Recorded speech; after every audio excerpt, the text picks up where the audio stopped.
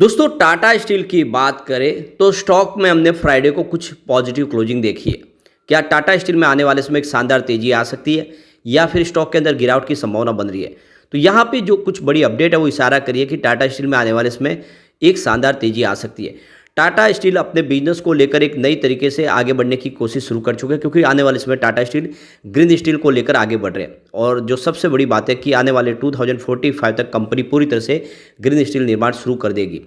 तो यहाँ पे इन सारी अपडेट का इशारा है कि आने वाले समय टाटा स्टील में एक ज़बरदस्त तेजी आ सकती है। टाटा स्टील ने अपनी सारी सब्सिडीज कंपनी के मर्जर की प्रक्रिया को लगभग पूरा कर लिया है।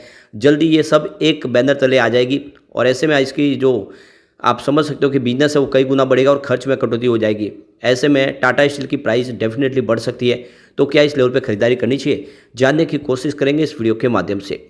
लेकिन फ्रेंड, उससे पहले अगर आप पहली बार हमारे चैनल पे आए तो चैनल को सब्सक्राइब कर दीजिए, एक बेल आइकॉन दबा दीजिए ताकि जब भी नया वीडियो बने पहला नोटिफिकेशन आपको मिले। वीडियो पसंद आए तो लाइक से जरूर कीजिए।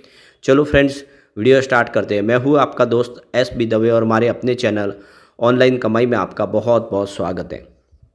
तो सबसे पहले टाटा स्टील के कारोबार को देख लेते। फ्राइडे को स्टॉक की शुरुआत हुई 142 पर, पॉजिटिव शुरुआत हुई। गुरुवार की क्लोजिंग 141 के आसपास थी। इंट्राडे में 143 का हाई भी बना, लेकिन जो लो है वो 141 का है। तो देख सकते हो कि काफ़ी अच्छा स्टॉक दौड़ा। अंत में 142 के आसपास क्लोजिंग रही, जहाँ पे 0.74% की हमें तेज़ी देखने को मिली, यानी लगभग 0.25% की तेज़ी। अब इसकी परफॉर्मेंस देखें तो इंट्राडे का 141 का लो, हाई 143 का बना है। 52 वीक का लो देखें तो 101 का है और हाई 147 का है। जो इसने रिसेंटली अभी बनाया था 147 का, उससे 4 रुपये खाली स्टॉक नीचे, यानी बिल्कुल एक फ्रेश हाई बनाने को स्टॉक तैयार है। ऑल टाइम लो रेंज इसके 3.71 की है, लेकिन हाई 153 की है। और उस लेवल से देखें तो सिर्फ 10 रुपये नीचे, यानी अपनी ऑल टाइम हाई प्राइस से भी 10 रुपये नीचे ही है। यानी स्टॉक बिल्कुल इस समय कोई मजबूती के साथ आगे बढ़ने को तैयार है।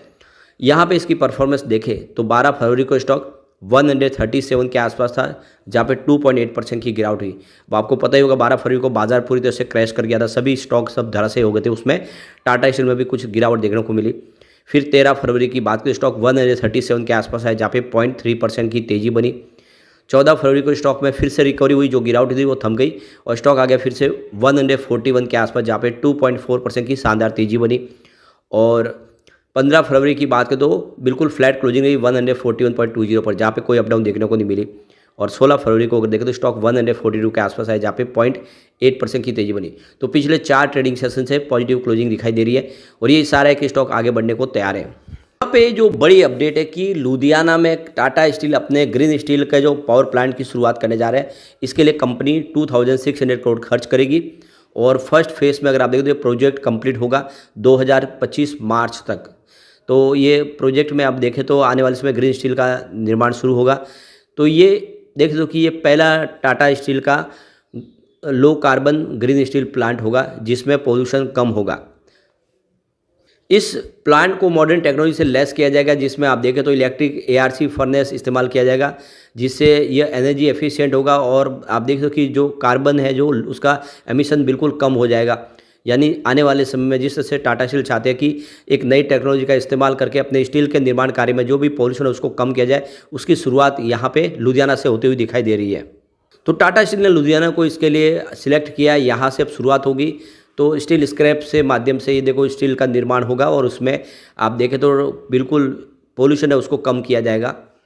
तो टीवी नरेंद्र जो इसके MD है, उन्होंने कहा है कि हम आने वाले 2045 तक नेट जीरो कार्बन पे जाने वाले जितने भी हमारे प्लांट्स होंगे वो स्टील प्लांट सारे के सारे ग्रीन स्टील के निर्माण में ही लगेंगे।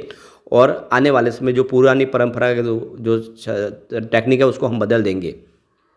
इस प्लांट के माध्यम से 500 डायरेक्ट जॉब मिलेंगे और 2000 इनडायरेक्टली जॉब लोगों को मिल पाएंगे। दूसरी तरफ अगर आप देखें तो यहाँ पे टाटा स्टील के लिए जो सबसे बड़ी अपॉर्चुनिटी है कि इस बार सरकार ने एंट्रीम बजट में जो रेलवे का कैपेक्स से बढ़ा के 2.55 लाख करोड़ कर दिया। पिछली बार 2.40 लाख करोड़ के आसपास था। तो इस कैपेक्स का बढ़ाने का मतलब ये है कि बहुत सारा मौका निकल कर आया टाटा स्टील के लिए। आपको पता ही होगा कि जितनी रेलवे के लिए पटरियाँ बिछाएगी वो सारी की सारी लोहे की पटरियाँ होती है, उसमें बहुत सारा मेटल यूज होता है। तो आप देखें तो बहुत सारी जो सिंगल ट्रैक है उसको डबल ट्रैक करना है, जो डबल ट्रैक है उसको 3 ट्रैक बनाना है, साथ में 3 नए कॉरिडोर बनने जा रहे हैं, उसमें पूरी की पूरी नई रेलवे लाइनें बिछाई जाएगी। तो सीमेंट और मिनरल के लिए कॉरिडोर बनाया जाएगा। दूसरा एक पोर्ट्स के लिए, पोर्ट कनेक्टिविटी देने के लिए नया एक कॉरिडोर बनाया जा रहा है, और एक हाई डेंसिटी ट्रैफिक जहाँ पे वहाँ पे कॉरिडोर बनाया जाएगा। तो बहुत सारी नई ट्रैकें बिछाई जाएगी, और ऐसे में टाटा स्टील के लिए गोल्डन अपॉर्चुनिटी यहाँ पे दिखाई दे रही है। और दूसरी तरफ देखें तो जो स्टेशन का रीडेवलपमेंट होता है उसमें भी बहुत सारा मेटल यूज होगा। कोई भी इंफ्रास्ट्रक्चर के प्रोजेक्ट के लिए आप देखें तो स्टील के बगैर तो पूरा हो ही नहीं सकता है। ऐसे में ये जो सरकार की तरफ से अनाउंसमेंट है उसका बहुत सारा फायदा टाटा स्टील को होने वाला है, और टाटा स्टील आने वाले समय इस मौके का पूरा फायदा उठा सकता है। दूसरी तरफ देखें तो यूके का इनका जो लॉस मेकिंग बिजनेस था पोर्ट टैलबोट का, उसको भी इन्होंने अब यहाँ पे देखो low carbon electric ARC furnace में बदलने की शुरुआत कर दी गई है। सरकार की तरफ से इनको 500 मिलियन पाउंड्स का हेल्प मिली है, और देख सकते हो इससे आने वाले समय कंपनी अपने पावर प्लांट के माध्यम से ग्रीन स्टील का निर्माण कार्य शुरू करेंगे। आप देख सकते हो कि यहाँ पे करीब इससे 18 महीनों में आने वाले समय वो 2800 लोगों के रोजगार यहाँ से कम होते हुए दिखाई देंगे, क्योंकि इलेक्ट्रिक फर्नेस शुरू होने से ये 2800 लोगों की जॉब जाएंगे। लेकिन फिर भी वहाँ की सरकार चाहती है कि कम से कम यहाँ पे 8000 जॉब थे डायरेक्ट, उसमें से 5000 लोगों के जॉब तो कम से कम सेव कर लिए जाए। तो ये टेक्नोलॉजी बदलने से आने वाले समय जो 5000 जो लोग हैं उनके जॉब वहाँ पे बने रहेंगे, उनको किसी प्रकार से नुकसान नहीं होगा। लेकिन जो 3000 यानी 2800 के आसपास जो जॉब जाने वाले उनके लिए भी कोई रास्ते तलाशे जाएंगे, उनको कुछ बेनिफिट दिया जाएगा। लेकिन अब टाटा स्टील ने कह दिया कि वो ग्रीन स्टील का निर्माण ही शुरू करेंगे। तो धीरे धीरे ये जो टाटा स्टील का निर्णय है वो आने वाले समय टाटा स्टील को बहुत गति प्रदान करेगा, और आने वाले समय इसकी प्राइस डेफिनेटली बढ़ेगी। यहाँ से अब इसकी शुरुआत बढ़ने की ही होगी, गिरावट की संभावना बहुत कम है। ऐसे में अगर आप लॉन्ग टर्म इन्वेस्टर हैं तो टाटा स्टील में खरीदारी का सही मौका है। जिस तरह से बड़े फंड हाउस, म्यूचुअल फंड और यहाँ पे FIDI का इन्वेस्टमेंट हो रहा है, वो इशारा करे कि आने वाले समय टाटा स्टील में तेज़ी बनेगी। अब एक बार हम इसकी परफॉर्मेंस को देख लेते हैं कि इसने दूसरे स्टील सेक्टर के शेयरों के मुकाबले और सेंसेक्स के मुकाबले रिटर्न कैसा दिया है। तो पिछले 10 साल की बात करें, टाटा स्टील ने 14% का पॉजिटिव रिटर्न दिया है, जबकि इस दौरान BSE सेंसेक्स में 13% की तेज़ी बनी है, और मेटल इंडेक्स ने मात्र 11% की ही तेज़ी बताई है। तो 10 ईयर के हिसाब से जिसने भी टाटा स्टील में इन्वेस्टमेंट किया उसको काफ़ी बेहतर रिटर्न मिला है इन मुकाबले दूसरे कंपनी और सेंसेक्स के मुकाबले। 5 ईयर के हिसाब से भी टाटा स्टील ने 24% का शानदार रिटर्न दिया है, जबकि सेंसेक्स में इस दौरान 15% की तेज़ी बनी है, और मेटल इंडेक्स में इस दौरान 22% की तेज़ी बनी है। तो यहाँ पर भी आप देखें तो टाटा स्टील ने सबसे शानदार रिटर्न दिया है। लेकिन 3 ईयर के हिसाब से देखें तो टाटा स्टील का रिटर्न थोड़ा सा कम है, क्योंकि यहाँ पे टाटा स्टील ने 28% का पॉजिटिव रिटर्न दिया है, जबकि सेंसेक्स में 11% की तेज़ी बनी है, लेकिन मेटल इंडेक्स 30% दौड़ा है। तो यहाँ पे मेटल इंडेक्स ने बाजी मारी है, उसके मुकाबले टाटा स्टील ने थोड़ा सा रिटर्न कम दिया है। 1 ईयर के हिसाब से देखें तो टाटा स्टील ने 29% का पॉजिटिव रिटर्न दिया है, सेंसेक्स में 18% की तेज़ी बनी है, लेकिन मेटल इंडेक्स 36% दौड़ा है। तो यहाँ पे मेटल इंडेक्स के मुकाबले भी टाटा स्टील ने थोड़ा सा रिटर्न कम किया है, लेकिन सेंसेक्स के मुकाबले काफ़ी अच्छा है। अब 3 मंथ के हिसाब से भी देखें तो टाटा स्टील ने 14% का पॉजिटिव रिटर्न दिया है, जबकि सेंसेक्स में 10% की तेज़ी बनी है, और यहाँ पे मेटल इंडेक्स ने 15% की तेज़ी बताई।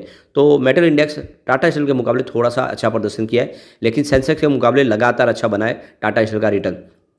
पिछले 1 महीने के हिसाब से देखें तो टाटा स्टील ने शानदार रिटर्न दिया, सिर्फ 5.49% का शानदार रिटर्न दिया, जबकि इस दौरान BSE सेंसेक्स में 1.23% की गिरावट हुई है, और मेटल इंडेक्स 4.70% दौड़ा है। तो यहाँ पे 1 महीने के हिसाब से विनर बिल्कुल आपको टाटा स्टील दिखाई देगा। इसका मतलब निचले लेवल से अब खरीदारी शुरू हो गई है, और स्टॉक यहाँ से दौड़ने को तैयार है। ईयर टू डेट के हिसाब से टाटा स्टील का रिटर्न 1.93% है, और जबकि यहाँ पे BSE सेंसेक्स में 0.26% की तेज़ी बनी है। मेटल इंडेक्स लेकिन सबसे शानदार दौड़ा 2.34% है। तो विनर मेटल इंडेक्स है, लेकिन उसके बाद टाटा स्टील ने अच्छा प्रदर्शन किया है सेंसेक्स के मुकाबले। ओवरऑल देखें तो इसका प्रदर्शन अच्छा है। ऐसे में लॉन्ग टर्म इन्वेस्टर के लिए अच्छा मौका, खरीदारी करें। आने वाले समय टाटा स्टील आपको मालामाल कर देगा। एक बार पिवट लेवल को चेक कर लेते हैं, तो यहाँ से अगर गिरावट होती है तो 137 का पहला सपोर्ट है, ये टूटा तो 134 तक स्टॉक जाएगा। गिरावट और आगे जारी रही तो फिर 129 तक जाने की संभावना बनती है।